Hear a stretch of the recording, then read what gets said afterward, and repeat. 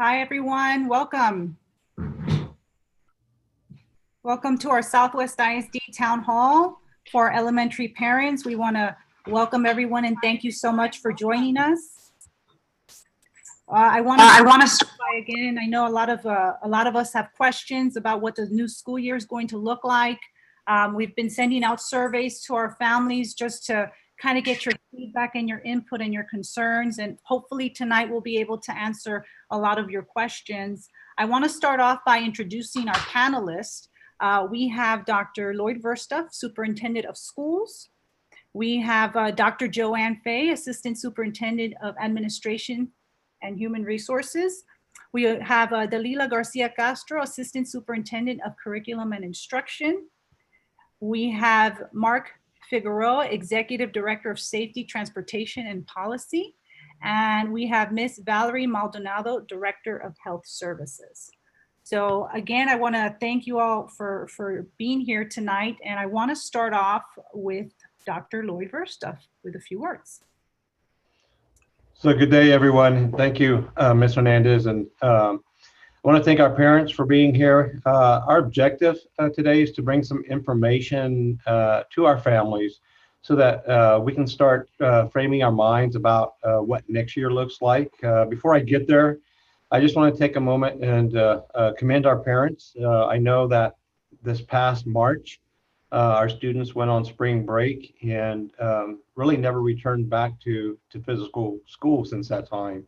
And I know it was a pretty big task for all of our educators to transition to teaching remote, but I can only imagine that it was an even bigger job for our families and our parents to be able to provide those learning opportunities for students that was different from prior to spring break. And so I want to commend our parents. I think we're all trying to do what's best to keep our students on their educational trajectory.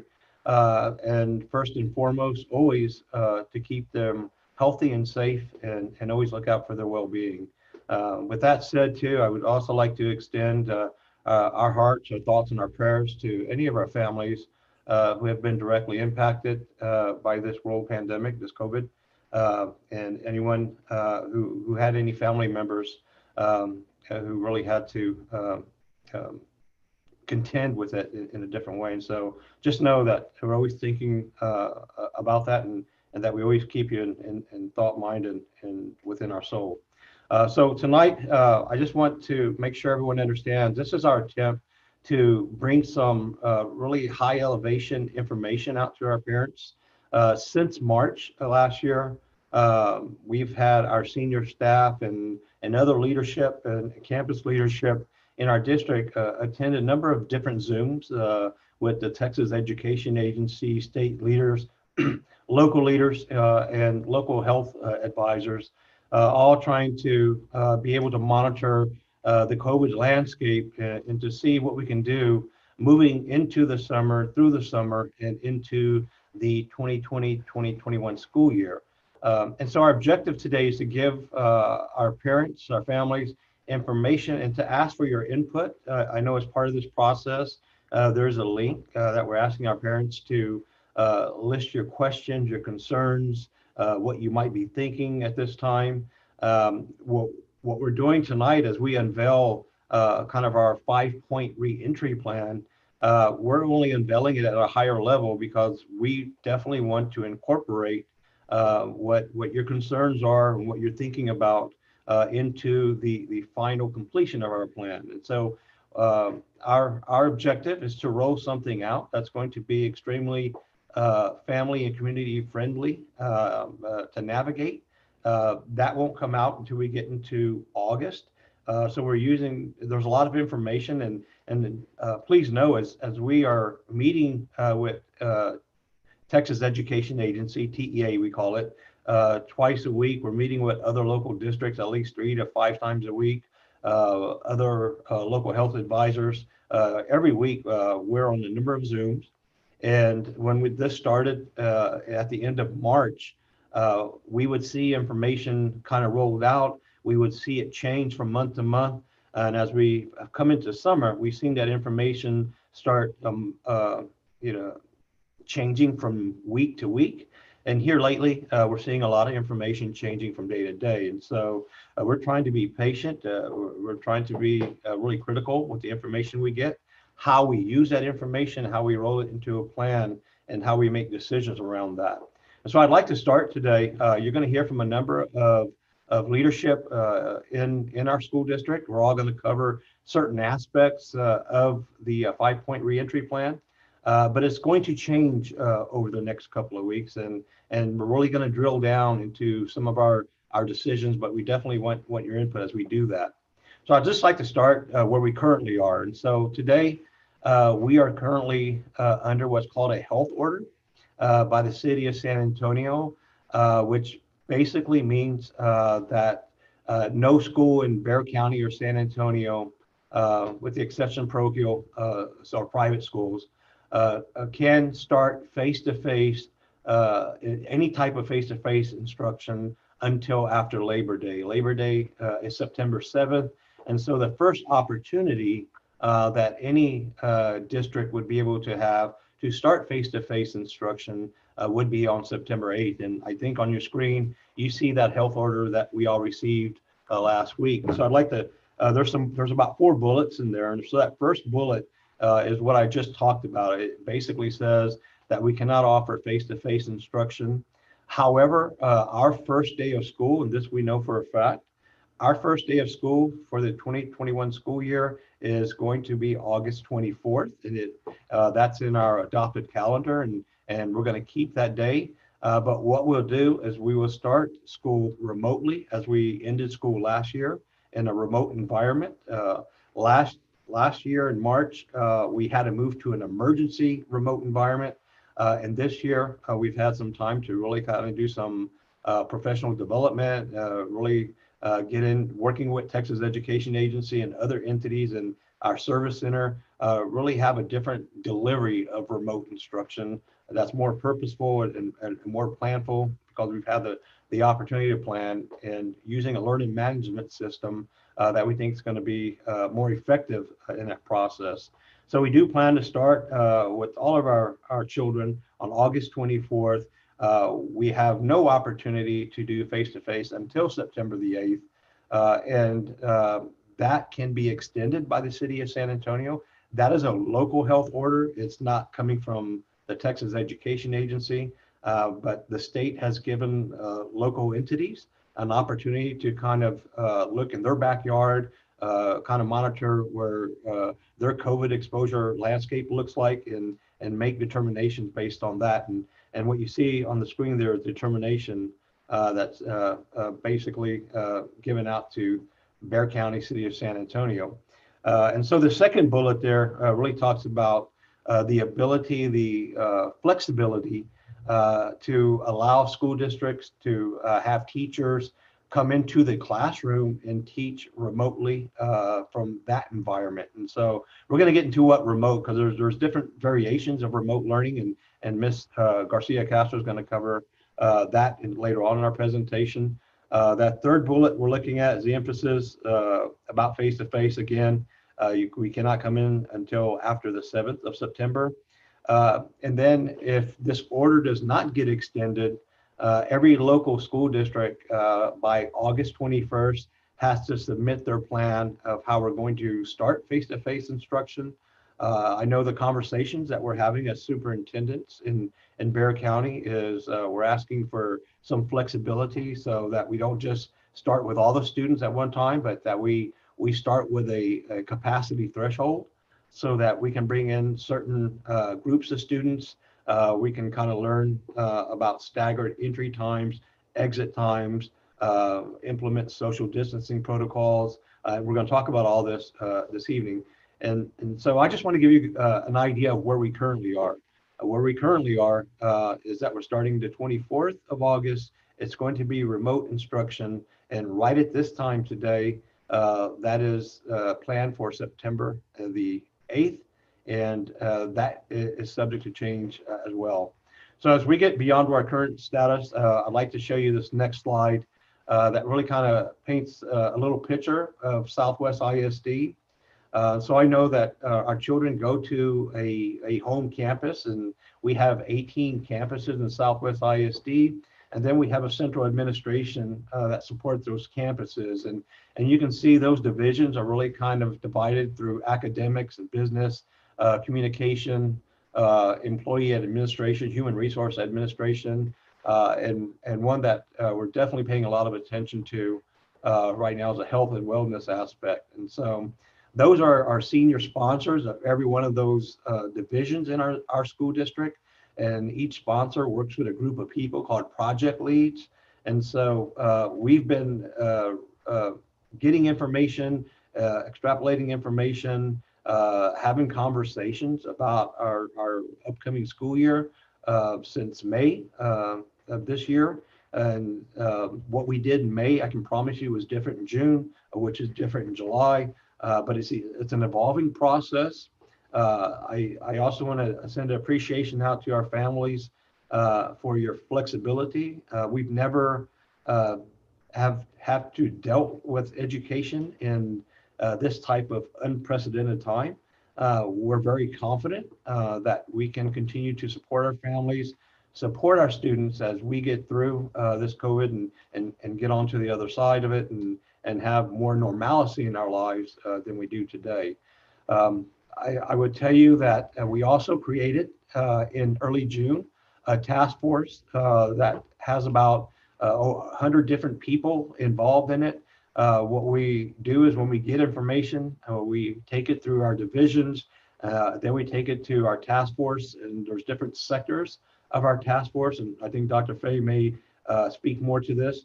And that information kind of goes out, and then it comes back after it's been vetted, and then we try to make decisions about what's important to go into our plan.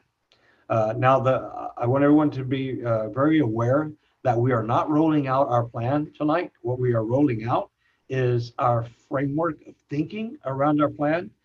We know that the big rocks within our plan won't change over time, but we know that the details are still evolving. We're still waiting on some direction from our agency and more information coming from our agency, but we definitely do not want to wait any longer to get input from our families and our parents and our students. And so our goal tonight is to give you this information, kind of help frame everyone's thinking around where we are, what to expect, and we have a communication schedule that I'll go to at the end of our presentation.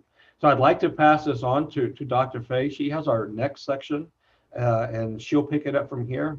And then we'll come back at the end of this, answer some questions that we've already received. And we're hoping to get more questions or concerns or whatever you're thinking tonight, so we can have a dialogue, conversation, include those aspects in our plan as well. So Dr. Fay. Thank you so much, Dr. Verstuff, and thank you to our community for joining us and all the panelists as well.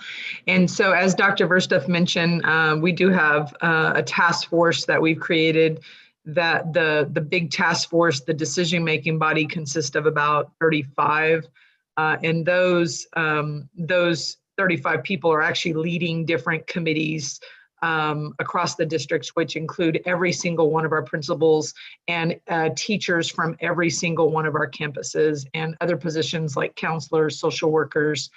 There's over 100 people at the ground level helping us make decisions through these committees. And so what we've come up with since the beginning of that work and is these 5 points that we feel will help us move into a very hardline plan in the next couple of weeks to support our families in their thinking about how we're going to come back to school in this world of COVID-19. And I think that we can all attest that we will probably not return to any type of normalcy anytime soon. And that landscape changes on a daily basis, sometimes on an hourly basis. So we appreciate your patience with us. So the 5 points that we'll be covering tonight through various key leaders of the district are prevention, incident reporting for both students and staff, learning options for our students, which is a top priority, supporting students, supporting our families, and then some contingency planning, because the one thing that we've learned since March is that contingency planning has to happen almost on a daily basis. And so, so thank you for that time. We can go ahead and go on to the next slide. And so I'm going to cover some high-level survey data that we've been sending out and let you know that we have surveyed our staff. We've had about 50% return. This will go out again, but for our community, we wanted you to know that about 44% of our staff said that they would be willing at this point to return to work on campuses. Interestingly enough, 34% said, I don't know, which is less than some of our districts across the state of Texas. And so we do have a staff too that feels very concerned about what's going on in their own health and safety and the safety and health of our kids. And so go ahead, go to the next slide, Roger. These are kind of the safety measures that our staff felt like they would want to have in place if we were to re-enter. And keep in mind that re-entry does not mean that we're going to come back 100% with 14,000 students. That re-entry plan would be in phases, looking at 10% capacity, 20% capacity, and things like that. And so all the things that we have heard throughout this COVID landscape, daily screenings for all, which you will hear much more about in the coming slides, weekly screening, restricted campus visitors, which will be a change for us, increased sanitation efforts, which we are prepared to do, regular hand washing, hand sanitizing by all, students and desks seated 6 feet apart, which is a social distancing component, staff wearing masks, face shields much of the day, students wearing masks, face shields, and staggered entry levels, transition points. And so those are things that our staff felt like they would really want to be in place before we would return in any type of setting. And we're taking that into account. Go ahead and go on. So this is our parent survey. And this parent survey was taken by 4,000 of our parents. And I think this is a telltale, and this is probably very much the survey data that you're going to see across the state of Texas anywhere. 77% of our parents indicated that at this time they would prefer to be in a virtual learning environment for their child. Only 23% of them felt like they needed to go face-to-face. And so you will hear with our planning that we will have options for all of our needs of our community, and there will be an option for every child. With respect to face-to-face, though, that would never happen in a full-out capacity, and you will have choices as parents to tap into the environment that you want for your child. And so if we can go on, at this point, I'm going to turn this over to Mark Figueroa and Valerie Maldonado, and they have been absolute gems in helping us make sure that we're protecting and getting the right information out to not only our staff, but during the time and working with all of our employees to feed our students and families over the summer. So thank you guys very much. Thank you, Dr. Fay. I'd like to thank all the parents for joining us this evening. I'd like to let everyone know that we have begun planning for this since we went into closure right after spring break. So we've been doing some research. We've been looking at what are the best practices that are out there, the recommendations, not only at the state and local level, but nationally with guidance from the CDC, Centers for Disease Control, and also reaching out to agencies such as the Texas State School Safety Center, our Region 20, and also our Barometral Health. Our Director of Health Services, Valerie Maldonado, will cover the hygiene practices and social distancing at this time. Thank you, Mark. Hello, all. Really, I want you all to know that our main goal is to keep our students and our staff safe. We know this is a very, very challenging time. It is ever changing. And so we know that we have to be able to go with the flow, but at the same time, we do want to make sure that we put into place practices that really protect as much as possible the safety and the health of our students and our staff, because we really do want them back on our campuses. So with hygiene practices, That really means that we have implemented some different things that you haven't seen before, like we have hand sanitizer stations upon entry onto our campuses. And those are expected to be used when everybody enter our campuses. We are working on getting hand sanitizer stations in our classrooms as well. And we do have hand sanitizer stations throughout our buildings. We also want to make sure that we teach our kids the importance of hand washing, because that is a very simple but very effective way to prevent the spread of illness and infectious diseases, not just COVID-19. So we will be integrating that routine, hand washing, into our day as well, before and after lunch, and also teaching our students how to do that correctly. In addition to that, we will be implementing a screening protocol that will include a temperature check. Our staff and our parents and our students, really the screening starts at home. We want to make sure that if anybody is sick, they stay home and they know what to look for the COVID-19 symptoms, and they don't come to school.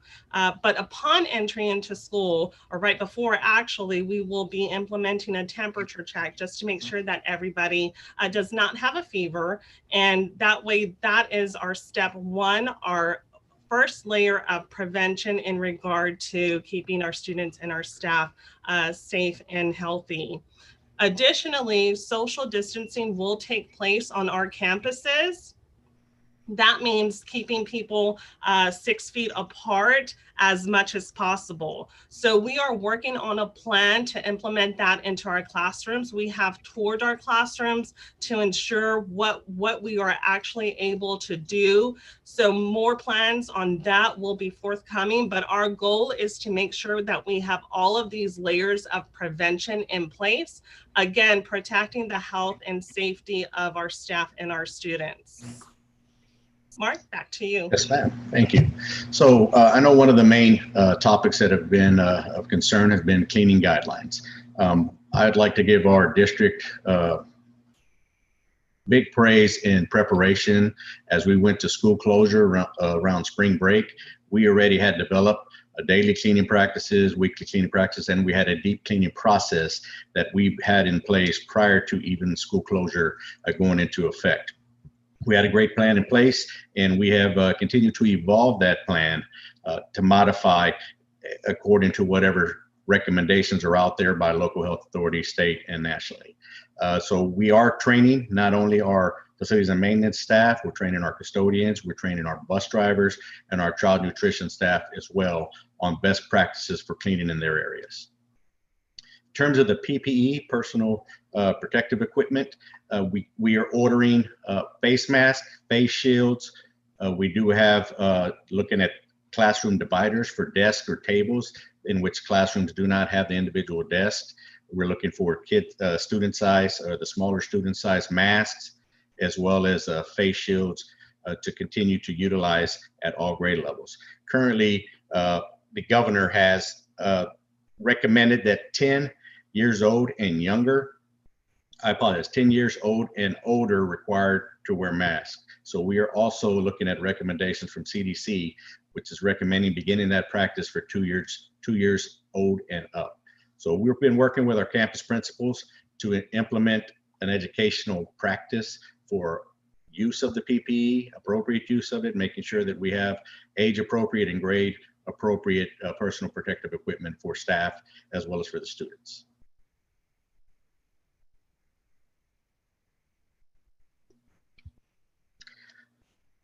Thank you.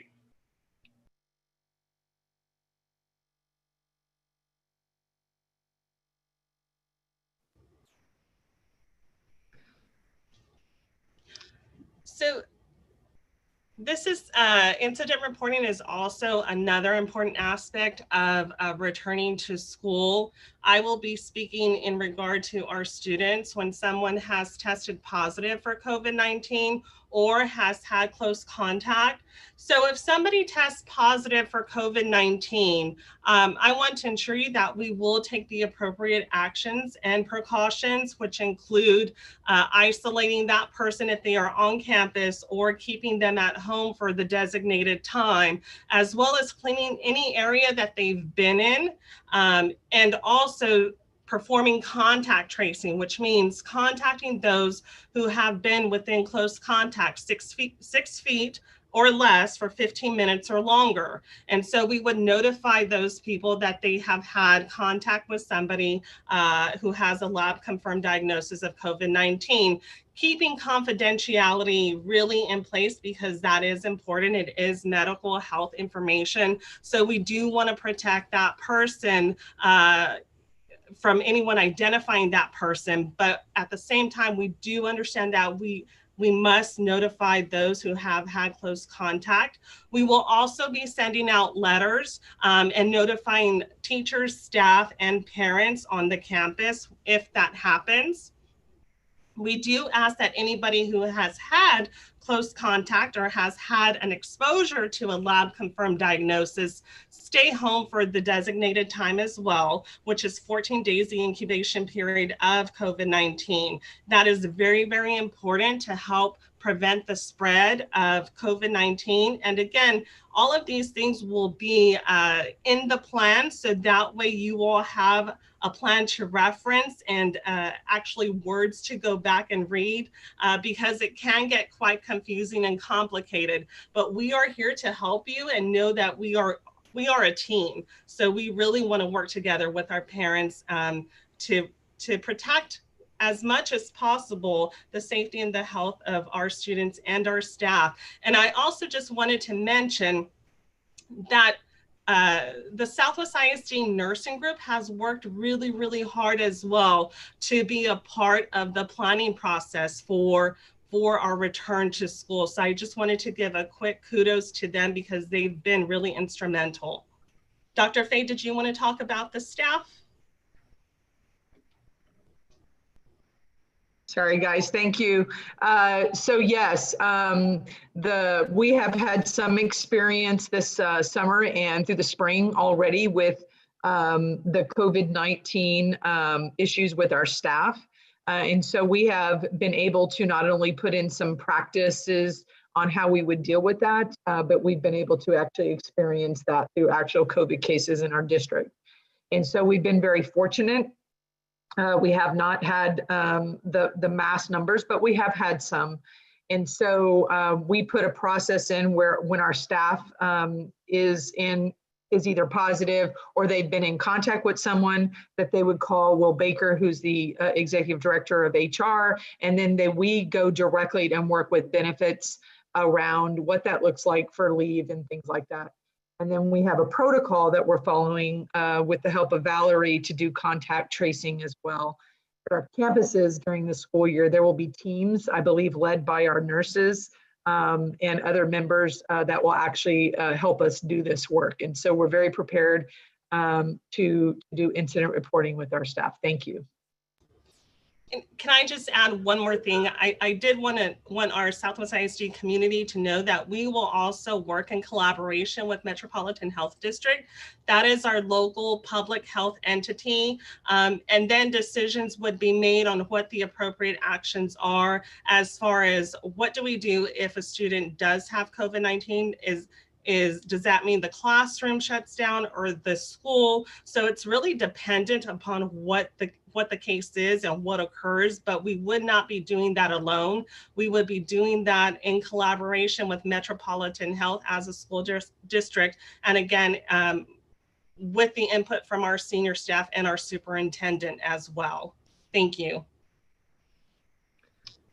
We can go ahead and move on, Roger.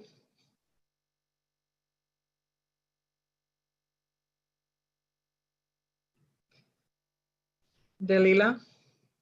Okay, good evening. So we want to begin by stating the opportunities that we have coming for our learning opportunities for our students.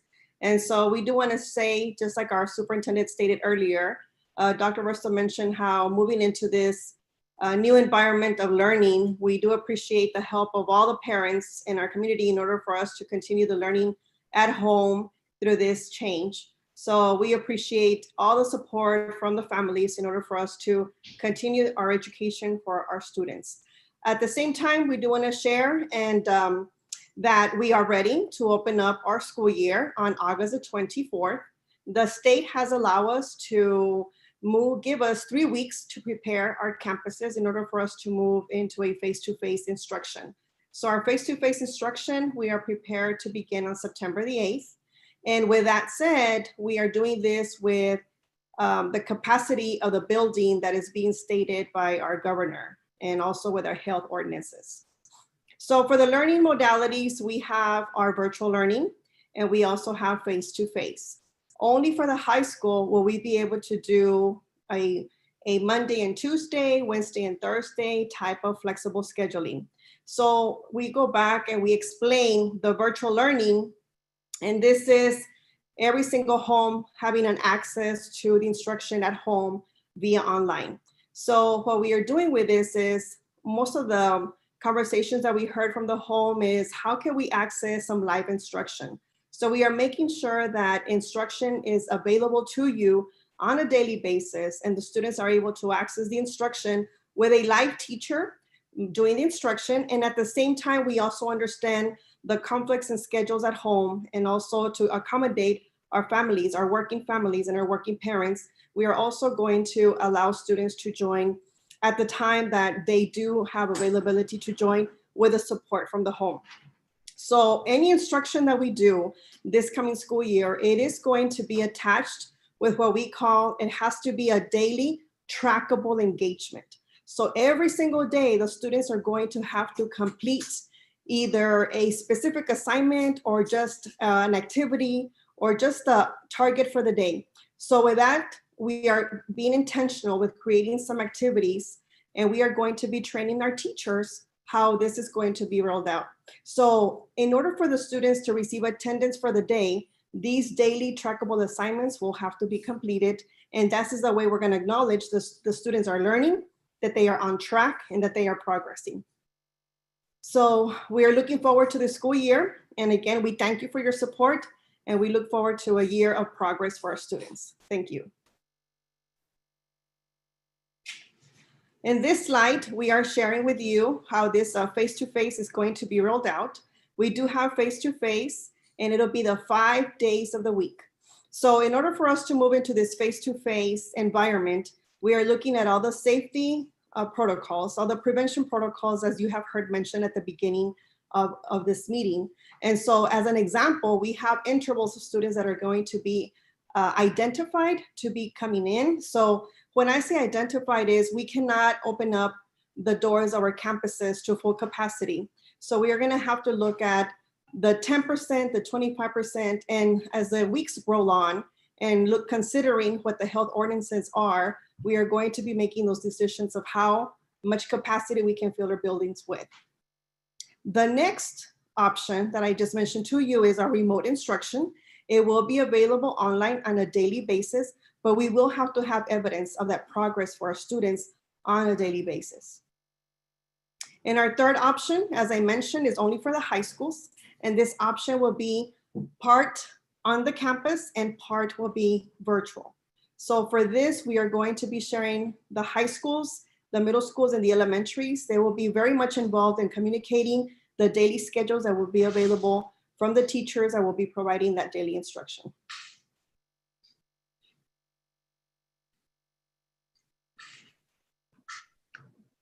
So I think this one is going to be a combination collaboration between myself and Mark Figueroa.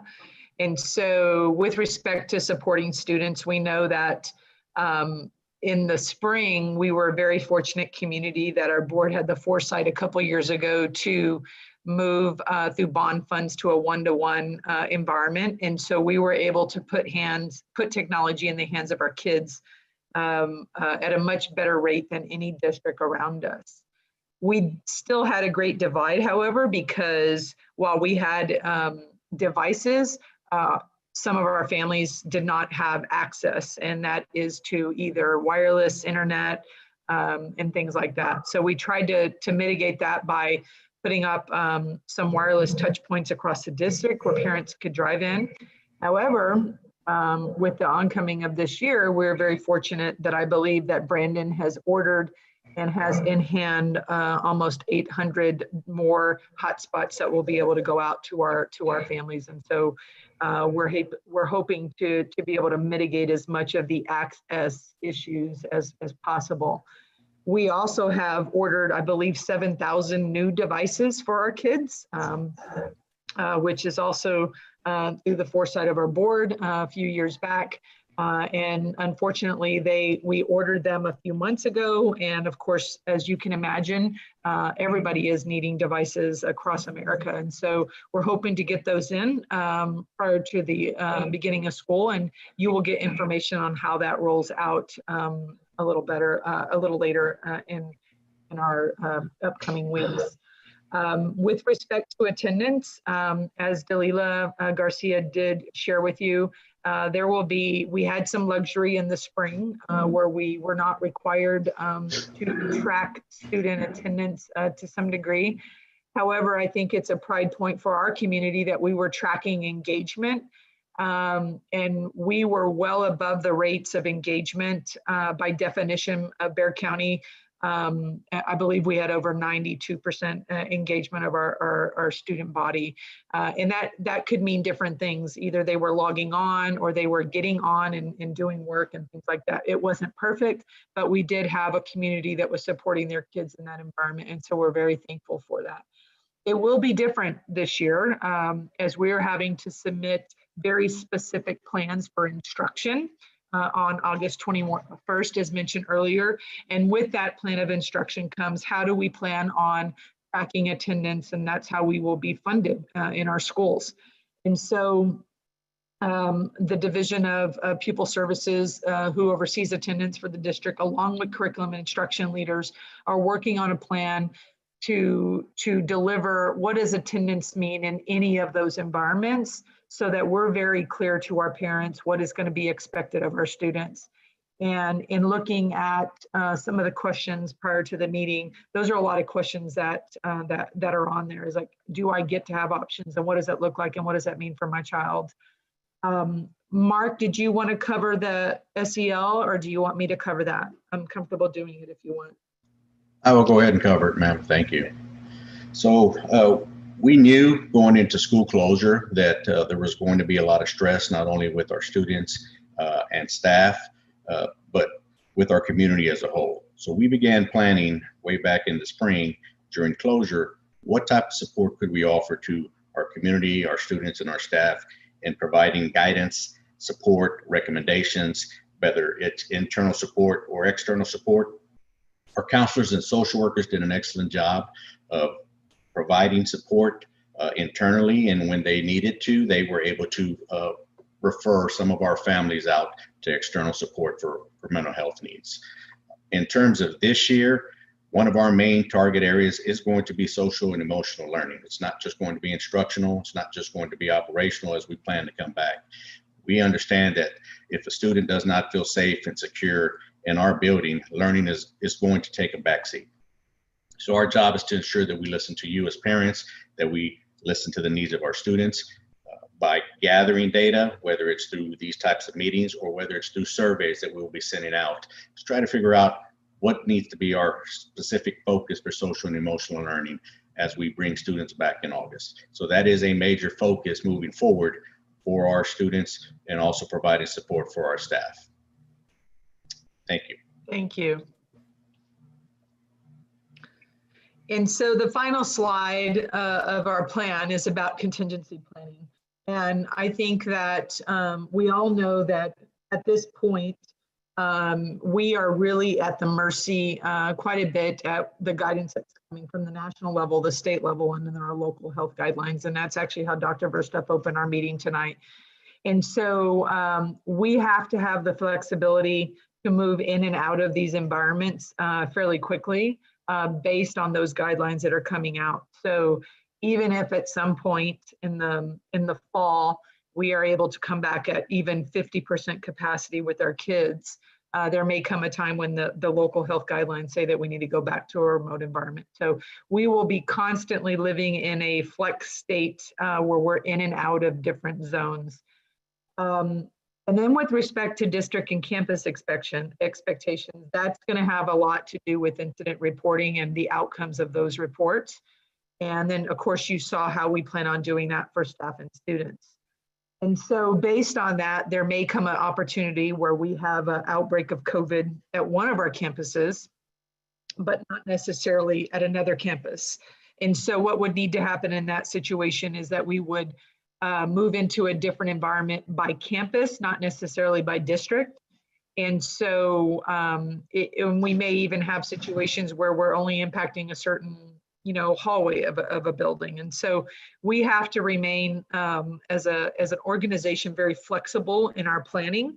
And we are asking that you bear with us as a community to remain flexible and understand that we are going to be moving in and out of different environments, probably at minimum through the semester in January, and more than likely through the end of the school year, if not into the next school year.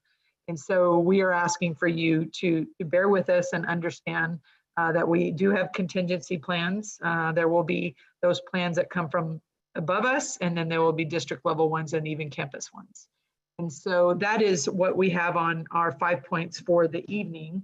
And in our next segment, Dr. Verstuff will be covering the communication plan with you guys. So I just want to make a comment. Thank you, Dr. Fay. On the student expectation and staff, in addition to what Dr. Fay was covering, we're receiving guidelines and directive and expectations from our agency. So further student expectation is that we're able to document that there's daily work that are happening with our students, that we plan to use the asynchronous module. And so that would be some video teaching elements for my teachers and be some independent work for our students.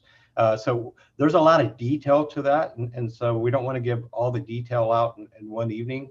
On the staff expectation, the expectation is that our staff follows the appropriate grade level TEKS, the Texas Essential Knowledge and Skills for every student within the specific course that they're taking, that we meet the 75,600 minutes that are required in basically to align with the academic school year. And so we're going to put a lot more information. So our objective and our goal is to give big picture tonight with every one of the boxes, the silos that you're able to see, that we're able to kind of just give a description around. We'll have drop down information that will be on the website and provide any way that our families and parents need it, so that you can see exactly what's happening in every one of those areas, what decisions you get to make as a parent, as a family. We definitely know, and we're no different than other districts, that there are definitely two camps. There are those parents who want their children to access school as early as tomorrow. And then we know that we have families who want to make a decision that says, I don't know if I'll be comfortable at any point during the year. And so our goal and our schedule of how we plan to keep communicating with our families, you see on the screen right now, is that we're having this town hall this evening. We have another town hall for our secondary parents scheduled for tomorrow. You can see that we're taking this information in our principal meetings that we do sometimes every week or every 2 weeks. And so we keep taking this information out as it evolves, as we get guidance and some direction from our Texas Education Agency. Things that we talked about today were different a week ago. And so we're trying to be patient, trying to get the information. We're trying to roll it into a plan that we can be proud of and that our families can count on. And that's our ultimate goal. We have a lot of decisions to make in the next 2 to 3 weeks to promulgate down into our plan. We expect after we finish our town hall meeting tomorrow, our secondary, we are going to have a town hall meeting. There's so much information and to get through that we want to have a complete Spanish version town hall meeting that will take place next week, early next week, just in the same format right now, but we want to make sure that we can do that full communication in Spanish. Then we're going to follow up another round of town halls as we get into early August, August 2nd, August 9th, August 16th, and another Spanish version that we're going to include that week to make sure that we can provide the information in Spanish as well. We did a Southwest ISD staff town hall earlier today, where we had over 900 staff members, almost 1,000 staff members involved in that meeting, getting information.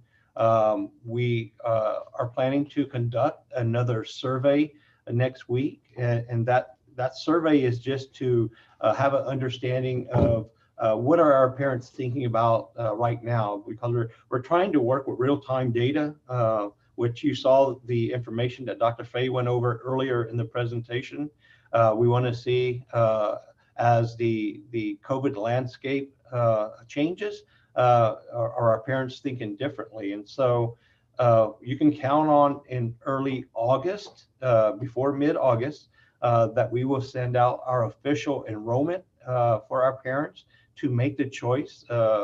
Absolutely, everyone, based on our local health order, everyone will start remote. But we would like to understand which parents are choosing when this health order is removed to participate in the face-to-face learning module or to remain in the remote learning module. Now we know that the COVID landscape data will change over time. And so parents will have an opportunity and children will have an opportunity to make a choice to change where they are. But we can make those choices at the end of each grading period to create more flexibility into that. And so our priority is to make sure that our environments are always in the best interest of our students. We understand that their educational trajectory is extremely important as well. And we are going to be doing everything we can possibly do to keep our students in the safest environment if they choose face-to-face, and for those families and students who choose to stay remote, to have the most robust, engaging remote learning opportunity we can possibly have. At the bottom of this slide, you can see that in our district, prior to starting the school year, we do an annual leadership retreat. Of course, this one will be virtual this year, which is different for us. A lot of things since March has been different for us. We've done several hundred meetings virtually, and we plan to keep doing that as long as we can come together. Now, we will do some smaller meetings in person to person where we can have a big enough facility and social distance and make sure that everyone has the available room to kind of navigate through it safely. You can see here, as we mentioned, our first school day remains August 24th. It will be remote. And right now, the first day that we can qualify to start in any capacity, whether we don't have this worked out with TEA yet, no district does, but we're asking to start small, be able to identify those students who this remote environment since March has created learning gaps or deficiencies. We want to get them into the classroom as soon as possible, but we know we don't want to just include a whole bunch of students at one time. We want to be able to kind of ramp up so that we're able to learn from our students. We're able to learn student flows, stagger times, what's the best environment to keep our students safe. So we know you have a lot of questions, a lot of concerns. I really want to encourage our parents. This is that opportunity to please make sure that you put that information into the link that we're providing, because we come back here tomorrow and we get into our daily 4-hour Zoom meeting to talk about the next evolution of our plan.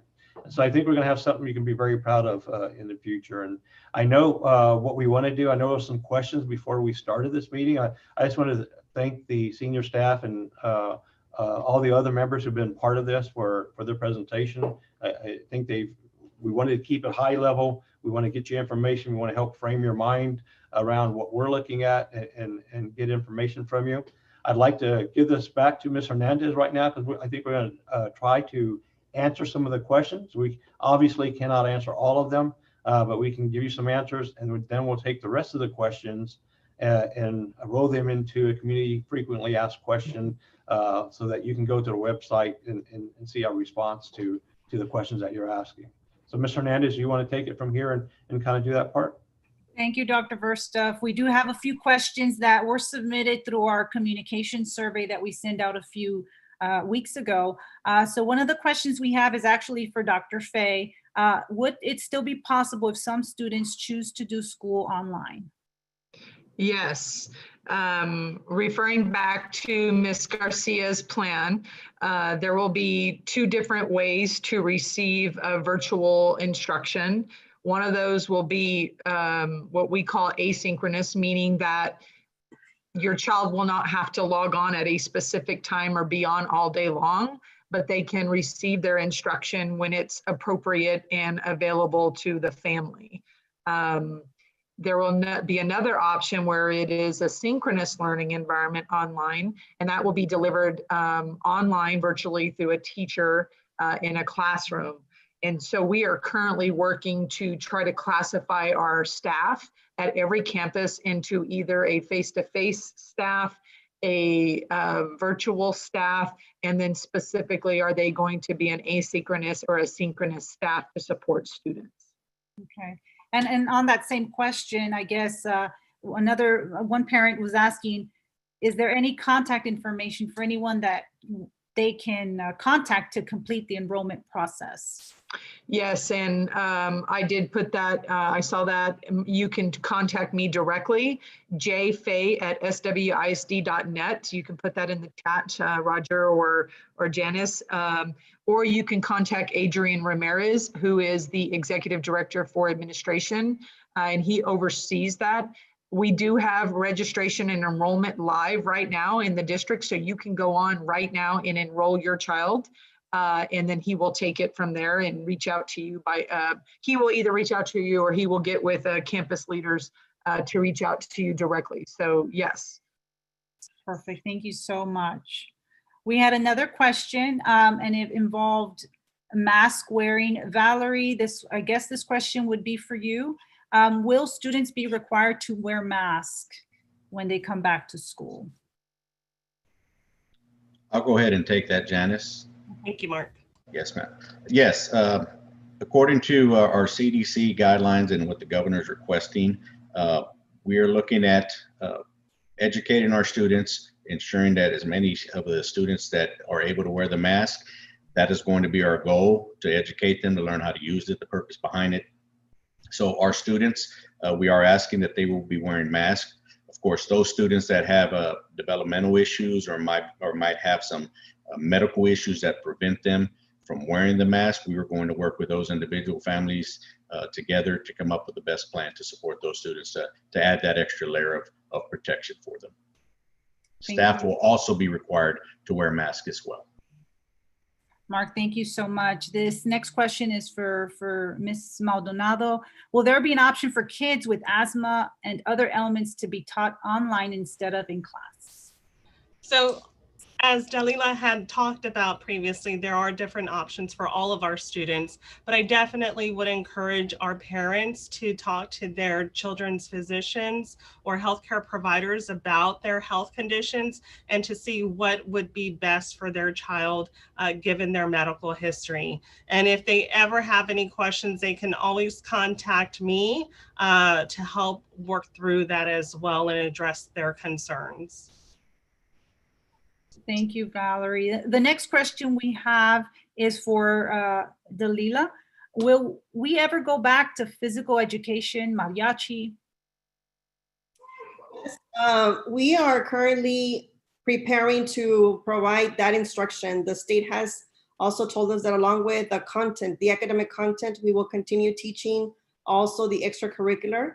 And so I know for social distancing, we are looking at the various measures that need to be put in place for marching band, for mariachi, and for PE, there are some required minutes that the students have to complete on a weekly basis.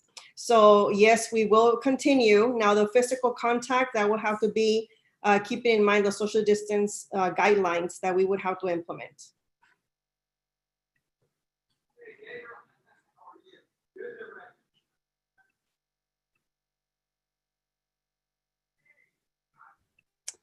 Next question we have is also for Dalila. If school opens back up and some kids aren't allowed to go back because of that pandemic, will you still provide online learning for the kids who are missing out on physically going to school? And I think we did talk a little bit about remote learning and that being an option. Right, so we do want to make sure that we are communicating to our parents that are first and foremost, their health, their safety is important to us. And with that said, the state has allowed for us to come back and implement the virtual learning, which just the way we started in the springtime, we will continue now here in the fall, where their parents will have that option. So when we are saying that we are going to begin face-to-face instruction on September the 8th, it doesn't mean that that's the only form of the students being learning and us providing some education for them.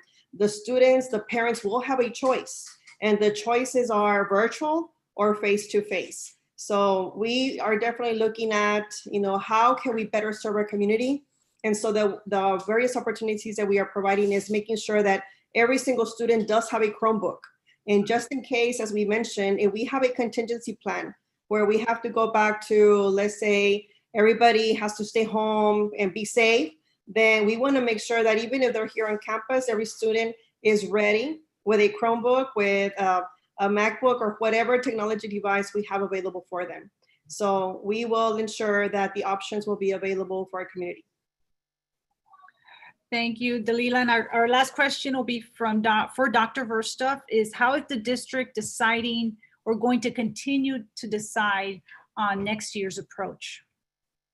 Yes, our plan is definitely going to be a living document. It will change over time.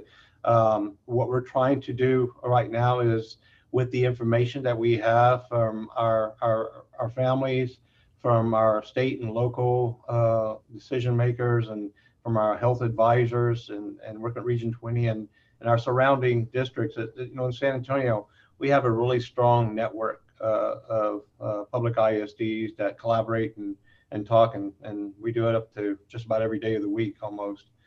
So we're going to keep looking at the information, and the last thing we ever want to do is to push an issue if we don't feel that we can create the safest environment for our children. And what we want to always do is give our parents options, and so there's no directive here. We're trying to address the fact that we know that some students need to really be in that classroom, and I love technology, but I don't think there's there's a big difference between what you get in a classroom in a face-to-face environment and what you get solely through technology. But we're here to serve both of those environments, and we're here to support both of those environments. I just want to address, because I know there's been some questions about technology, and I think Dr. Fay may have mentioned this, and our bond of 2012, there was $10 million put towards technology to make sure that we could have devices for children, and our 2018 bond included another $3 million to make sure that we had infrastructure. But we know that we have a digital divide. That means access to technology infrastructure in many parts of our district. We cover 125 square miles. And so we've been working on that. And before COVID, we had about 300 hotspots, which is remote internet. And before we start this school year, we'll be right at 2,000. So we think we can serve those families and make sure that our students have the internet capacity and capabilities they need to continue their educational trajectory. And so but it's a fluid situation, is the best way I can answer it. But we're always going to come out and communicate with our parents and families. We're trying to be patient and trying to use as much real-time data as we possibly can to make decisions. Thank you, Dr. Verstuff. And with that, we are going to wrap up our virtual town hall. I want to thank our families. I want to thank our panelists. We will have additional town halls, as we mentioned earlier, throughout the next couple of weeks. We are going to continue to collect your questions. We had a lot of questions through our YouTube chat room that we will be collecting and creating an FAQ and putting that on our website as well. So please stay tuned for that. We'll be posting that on our social media sites and sharing that on our website and through our Remind channel. Para nuestras familias que van a querer esta presentación en español, vamos a preparar el video y presentación para la página web. Gracias. Thank you so much. Good night. Thank you, everyone.